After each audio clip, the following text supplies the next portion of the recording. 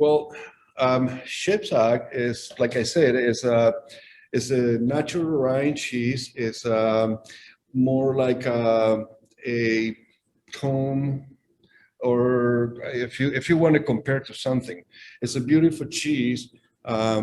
They have a nice pale color thanks to the sheep milk, which is normally the sheep milk. It doesn't have much carotene that the cow's milk has. That gives us that very yellowish color. If you can see and compare those two, this is a little bit more pale color, but this is one of the qualities of the milk. So this we're using half and half in percentage of the milk. And this particular cheese we made in almost like a cheddar style. We developed the lactic acid in this cheese similar way of the cheddar. And what we do with this is we cut in very small curds to be salted, and then we press in the format of 5 kilos or 12 pounds wheels. So we found that that size of the wheels is very good to be able to develop the flavor that we're looking for in the matter of time that we want to age this cheese. I don't know if you have the cheese. I would like to taste a little bit. Amy? I have the cheese. I'm loving the beautiful buff rind that that has developed on this one as opposed to the second one. So just to be sure that everybody can see the difference between the Shepsog and the Bear Hill. Bear Hill has like a bit more of kind of a, in my, you know, it's, like I mentioned, I'm in North Carolina. It's pretty warm out here, but the full fat of the Bear Hill really seems to kind of want to come to the surface. Whereas this one, I think that talking about the benefits of both combining sheep and cow milk, I think that it helps it to kind of like hold together a little bit better. And I see, when I see this on the counter, I love it because I'll be honest, it's a little bit less expensive. It's a little bit more approachable for more people. And it's also just such a pretty cheese. You know, it has a nice, approachable and appealing rind. It's a little bit like chalk-like. And if you give it a smell, I mean, you're probably smelling the same thing that Mariano is in that room right now. So I think that's a beautiful thing. It really captures not just the milks and the benefits of that great milk you're starting with, but also the long aging process that just really infiltrates this cheese from the rind in.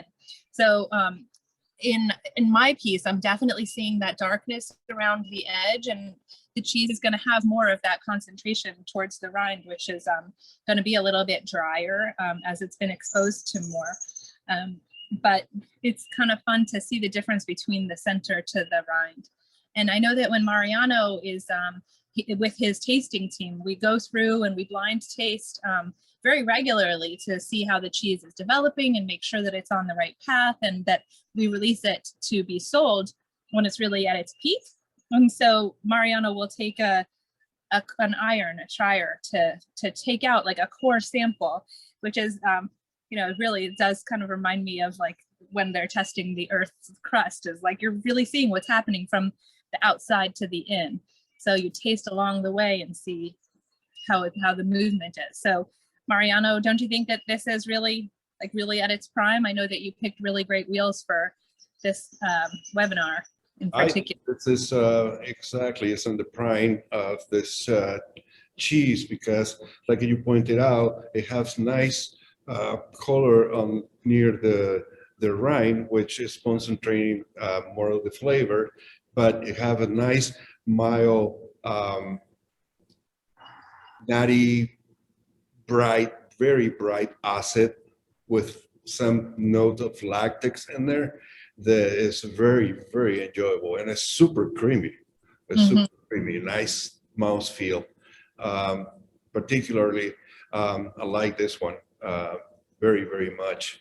And then you can taste in the texture the influence of the sheep milk in there.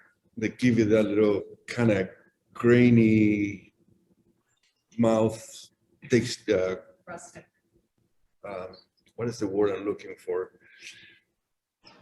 Rustic. Very nice and grainy, kind of, it's very classic of sheep milk. Yeah. It's the one you eat a sheep milk feta, for example. After you go through the salt and wet of the feta, you get that nice chucky texture in the cheese. Yeah, it's definitely different than just like the straight up cheddar that's made with cow.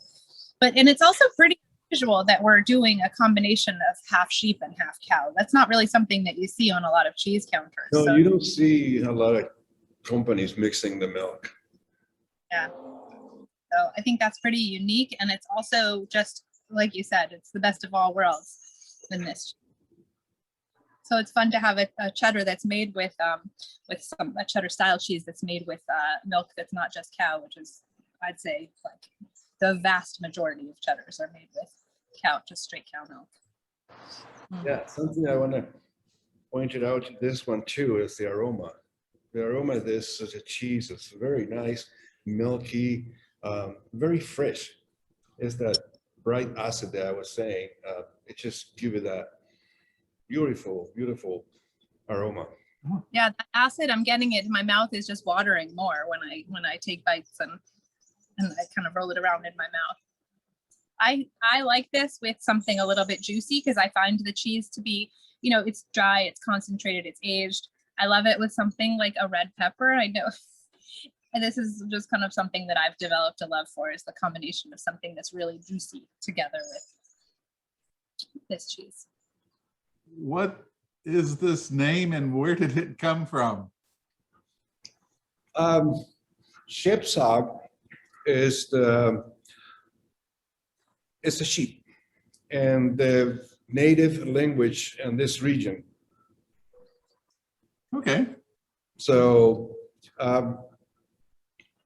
I was before my time when they developed this. I cannot really say for sure that I know the story behind the name, but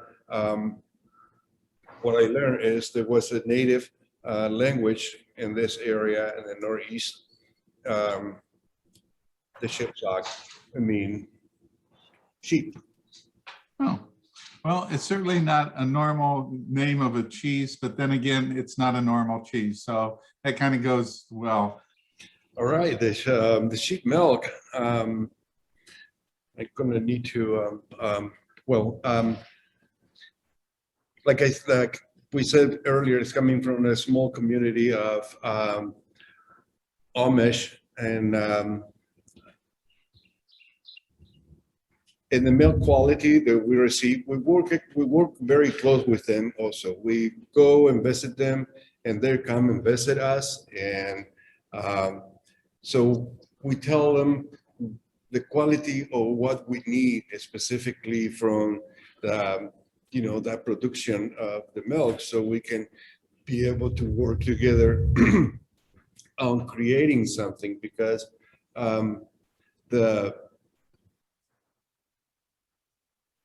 those communities, the Amish, they are so naturally produce things, and they don't use, let's say, pesticide or herbicides to their fields and things like that. So we work together. So there's certain type of forest that they, can feed the animals or things like that, so they can bring that into the flavor of the milk. So, and it's always a pleasure to work with that milk, because like I said, it's so nice and rich, and of course support that community, because one of our fundamentals, our mission, basically. So to work with that milk, which is very seasonal, is only from March to October that we receive their milk. And then we have the time in the spring where all the sheep are producing even more milk in the spring.